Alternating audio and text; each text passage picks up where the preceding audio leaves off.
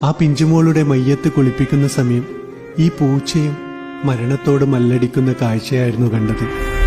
മിടുക്കിയായിരുന്നു 12 വയസ്സുള്ള ആയിഷ.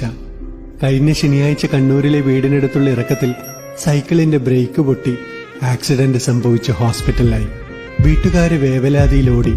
തന്റെ കൂട്ടുകാരി അപകടത്തിൽപ്പെട്ടപ്പോൾ ഒന്നും ചെയ്യാനാവാതെ വിറങ്ങലിച്ച് നിൽക്കുന്ന ഒരു പൂച്ച അവിടെ ഉണ്ടായിരുന്നു. അവർ തമ്മിൽ നല്ല കൂട്ടായിരുന്നു. ആയിഷ ഹോസ്പിറ്റലിലായ അത്രയും ദിവസം എത്ര നിർബന്ധിച്ചിട്ടും ഒന്നും കഴിക്കാതെ വെള്ളം പോലും കുടിക്കാതെ വിഷമിച്ചിരിക്കുകയായിരുന്നു ആ മിണ്ടാപ്രാണി. 5 ദിവസത്തിന് ശേഷം ആ കുട്ടിയുടെ മരണവാർത്ത വന്നു.